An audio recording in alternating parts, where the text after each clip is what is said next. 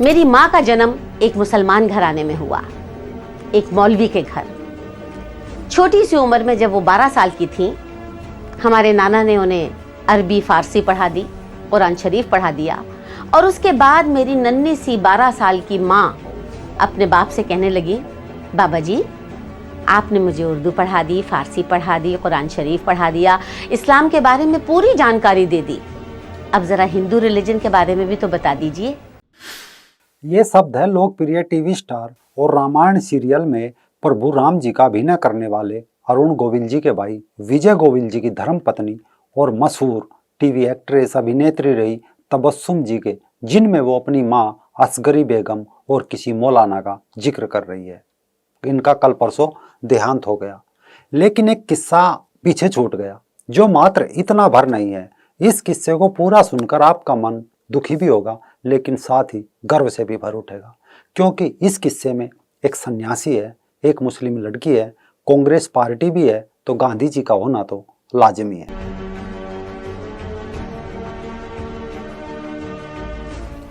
नमस्कार, मैं राजीव चौधरी। दिसंबर 1923, भले ही पूरा उत्तर भारत कड़ाके की ठंड और कोहरे की चपेट में था, लेकिन दक्षिण भारत का एक स्थान काकीनाडा, वहां एक सन्यासी का खून खौल रहा था। मामला था कांग्रेस पार्टी के 38वें अधिवेशन का। इस अधिवेशन में कांग्रेस के राष्ट्रीय स्तर के नेता मोहम्मद अली और मौलाना शौकत अली ने एक घोषणा करी और कहा कि देश में करीब 8 करोड़ अछूत है, उन्हें आधा हिंदुओं में और आधा मुसलमानों में बांट देना चाहिए। ये सुनकर गांधी जी समेत तमाम कांग्रेस पार्टी के नेता मौन हो चले थे, लेकिन अधिवेशन के बीच में ही एक सन्यासी खड़ा होकर मौलाना बंधुओं पर गरज उठा और कांग्रेस पार्टी से तत्काल त्यागपत्र भी दे दिया। इसके कुछ दिनों बाद उल्टा 9 मुसलमानों की शुद्धि करके उन्हें वापस सनातन धर्म में लाकर स्वामी जी ने 13 फरवरी 1923 को आगरा में भारतीय शुद्धि सभा की स्थापना करके मौलाना बंधुओं को एक जवाब दे दिया। ये सन्यासी कोई और नहीं बल्कि आर्य समाज के बड़े नेता और बेहद तपस्वी, दानी, बलिदानी परम महात्मा स्वामी श्रद्धानंद जी थे। अब आप सोच रहे होंगे कि गांधी, कांग्रेस, आर्य समाज, स्वामी श्रद्धानंद जी, इस किस्से के बीच में बॉलीवुड की महान अदाकारा तबस्सुम कहां से आ गई? तो आगे चलते हैं, क्योंकि इतिहास के गर्भ में छिपा एक किस्सा अब बेहद दिलचस्प होने जा रहा है। दरअसल ये उस दौरान की बात है जब स्वामी जी ने देखा कि अछूतों को सार्वजनिक कुएं से पानी भरने का अधिकार नहीं मिल रहा है, तो उन्होंने 13 फरवरी 1924 को अछूतों के साथ मिलकर दिल्ली में एक जुलूस निकाला। वे अनेक कुओं पर गए, सार्वजनिक रूप से पानी पिया और उन्हें पिलाया। कुओं पर मुसलमानों से विवाद भी हुआ, बहस भी हुई, मारपीट भी हुई। इस विवाद में पत्थरबाजी भी हुई, जिसमें स्वामी जी को गंभीर चोटें भी आई, लेकिन स्वामी जी डटे रहे। इसके बाद स्वामी जी ने सामूहिक रूप से शुद्धि का आंदोलन तेज कर दिया। इसके अगले 2 महीनों तक स्वामी जी ने गांव-गांव घूमकर कांग्रेस के मौलाना बंधुओं को जवाब देते हुए वर्ष के अंत तक 30,000 मुसलमानों को उल्टा हिंदू बना दिया। देश के तमाम मौलाना, काजी, मुल्ला इससे डर गए थे और देश में अलग अलग जगह पर मुसलमानों ने स्वामी श्रद्धानंद जी के विरोध में सभाएं करना आरंभ कर दिया था। तत्कालीन अखबारों के पन्नों पर हर रोज शुद्धि की खबरें छपने लगी। विरोध चरम पर पहुंच चुका था, यहां तक कि राष्ट्रीय स्तर पर अनेक नेताओं ने स्वामी जी का विरोध तक करना आरंभ कर दिया था। 8 अप्रैल 1923 को खुद नेहरू के पिता मोतीलाल नेहरू ने लीडर समाचार पत्र में लिखा कि मुझे प्रसन्नता होती अगर यह आंदोलन इस समय आरंभ ना किया जाता। जब शुद्धि की खबरें देश भर में फैलने लगी तो खबर पढ़कर कराची से एक मौलाना की लड़की नाम असगरी बेगम घर से भाग खड़ी हुई। किंतु इधर दिल्ली में तो कुछ और ही चल रहा था। देश भर के मुस्लिमों ने गांधी जी पर दबाव बढ़ाना शुरू कर दिया कि तत्काल प्रभाव से शुद्धि आंदोलन रोका जाए, वरना देश से इस्लाम समाप्त हो जाएगा। दिल्ली में पटौदी हाउस दरियागंज में एक कॉन्फ्रेंस हुई, मीटिंग बुलाई गई, जिसमें कांग्रेस के बड़े बड़े नेता सम्मिलित हुए। तो स्वामी जी से कहा गया कि वे शुद्धि आंदोलन को बंद कर दें, किसी मुसलमान को हिंदू न बनाए। स्वामी जी ने कहा स्वीकार है, परंतु इस शर्त पर सारे मुसलमान मुबल्लिग प्रचारक जो हैं वो जहाँ जहाँ देश में काम करते हैं वो सब अपने काम को बंद कर दें। ना महात्मा गांधी, ना मोतीलाल, कोई भी मुसलमानों से ये बात ना कह सका और ना मुसलमानों ने ये आश्वासन दिया। स्वामी श्रद्धानंद जी और गांधी के बीच मतभेद गहराने लगे और गांधी जी ने अपने पत्र यंग इंडिया में स्वामी श्रद्धानंद जी के विरुद्ध लेख लिखना आरंभ कर दिया। इससे सह पाकर आर्य समाज के नेताओं के ऊपर मुसलमानों के हमले बढ़ चले। लाहौर में धोखे से आर्य समाज के दो बड़े नेता, पहले पंडित लेखराम जिन्हें आर्य मुसाफिर भी कहा जाता है और इनके बाद राजपाल महाशय जी तक ये सिलसिला चल निकला, किंतु स्वामी जी न तो डरे और ना ही विचलित हुए। हमले निरंतर जारी थे। उस समय के अखबारों की हेडलाइन में दो ही खबरें हुआ करती थी, एक तो आर्य समाज के लोगों पर जानलेवा हमला और दूसरा कहाँ कितनी शुद्धि हुई।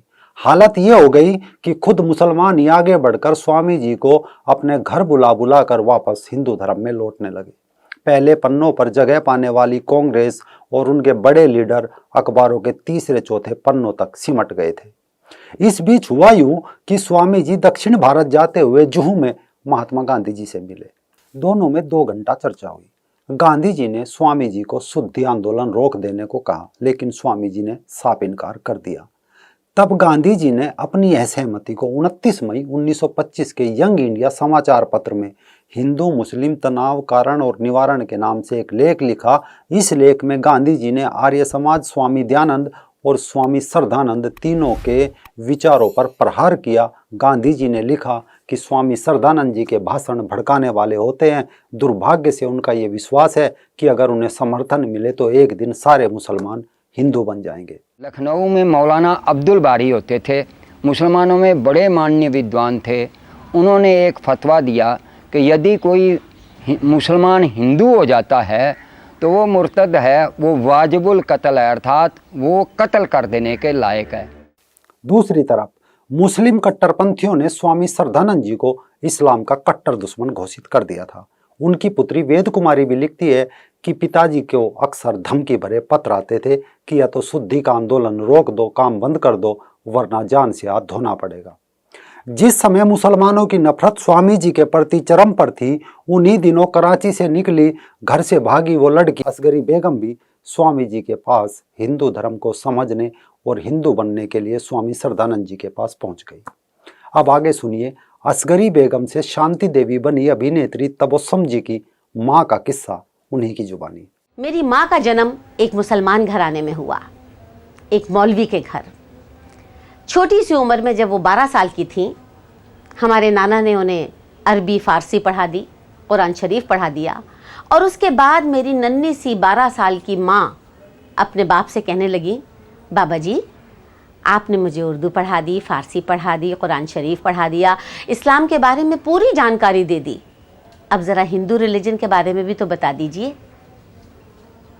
अब आप ही सोचिए कि उस ज़माने में 12 साल की लड़की अपने मुसलमान बाप से कहती है कि मुझे आप रामायण और महाभारत के बारे में बताइए, वेद और पुराण मुझे पढ़ने दीजिए, उपनिषदें पढ़ने दीजिए, तो जाहिर है क्या हाल हुआ होगा। बहुत गुस्से में आ गए उनके बाप। लेकिन मेरी माँ की खुशकिस्मती कि उसी ज़माने में उन्हें पता चला कि स्वामी श्रद्धानंद जी जो हैं वो शुद्धि का चक्कर चला रहे हैं। वो अपने घर से निकल भागी और बहुत प्राउडली कहती थी कि मैं किसी इंसान के लिए, किसी आदमी के लिए, किसी की मोहब्बत में, दौलत की लालच में नहीं भागी, बल्कि अपना नॉलेज बढ़ाने के लिए, हिंदू रिलीजन पढ़ने के लिए। अरबी अगर मैंने पढ़ी थी तो मैं संस्कृत क्यों ना पढ़ूं, ये इच्छा लेकर वो स्वामी जी के शरण में आ गई। असगरी बेगम को उनकी इच्छा के अनुसार हिंदू तो बना दिया गया, उनका नाम शांति देवी भी रख दिया गया। लेकिन दुनिया वालों को चैन कहाँ आता है। लोग इस दौरान में दूसरी तरफ से आते रहे और ये फरमाइश करते रहे कि हमारी बच्ची हमें वापस करो। असगरी बेगम को शांति देवी आपने कैसे बना दिया। उसके पिता मौलाना ताज मोहम्मद और पति स्वामी जी के पास आए और बोले कि असगरी को आपने शांति देवी कैसे बना दिया। लेकिन स्वामी जी की मोहब्बत देखिए मेरी माता के प्रति कि उन्होंने कहा कि शांति को मैंने अपनी धर्मपुत्री बनाया है, वो मेरी बेटी है और मैं चाहूँगा कि जहाँ वो खुश रहती है वहीं वो रहे, ज़बरदस्ती आप उसको नहीं ले जा सकते मेरे जीते जी। शांति देवी फिर से इस्लाम में जाने को बिल्कुल तैयार नहीं थी, तो 2 सितंबर को स्वामी जी, उनके पुत्र इंद्र जी और जमाई डॉक्टर सुखदेव पर असगरी को बहकाने का मुकदमा दायर कर दिया गया। 4 दिसंबर को इस मुकदमे में फैसला हुआ और फैसला स्वामी जी के पक्ष में हुआ, जिससे मुस्लिम और भड़क उठे। ख्वाजा हसन नियाजी ने दरवेश पत्र के माध्यम से मुसलमानों को और भड़का दिया। इस दौरान बनारस का दौरा करके स्वामी जी जैसे ही घर लौटे तो उन्हें निमोनिया ने घेर लिया। वो बीमार होकर दिल्ली में अपने निवास पर आराम कर रहे थे। 23 दिसंबर का दिन था। अब्दुल रशीद नाम के एक मुसलमान जो स्वामी जी से चर्चा करने के बहाने उनके घर पर आया था। अब्दुल रशीद ने पीने को पानी मांगा। जैसे ही उनका सेवक धर्म सिंह पानी लेने गया तो रशीद ने स्वामी जी पर 2 गोलियां दाग दी। स्वामी जी का तत्काल देहांत हो गया। धर्म सिंह ने उसे पकड़ने का प्रयास किया तो उसने धर्म सिंह की जांघ पर गोली मार दी। शोर सुनकर धर्मपाल जो स्वामी जी का सचिव था अंदर आया और उसने रशीद को कसकर पकड़ लिया। इतनी देर में पुलिस आ गई और हत्यारे रशीद को पुलिस को सौंप दिया गया। बेटे इंद्र जी ने आकर स्वामी जी का चेहरा देखा जिस पर असीम शांति थी। कुछ दिनों पहले ही स्वामी जी ने इंद्र से कहा था कि मुझे संतुष्टि है कि मेरा चुनाव अब बलिदान के लिए हो गया है। स्वामी जी सनातन धर्म समाज के लिए बलिदान हो गए, लेकिन अपने पीछे छोड़ गए अभिनेत्री तबस्सुम जैसी हजारों कहानियां। दोस्तों, अगर आपको ये वीडियो पसंद आई हो तो कृपया लाइक और कमेंट तो करें, साथ में अपने टेलीग्राम और व्हाट्सएप ग्रुप में जरूर शेयर करें ताकि ऐसे महान बलिदानी की कहानी सबको पता चल सके।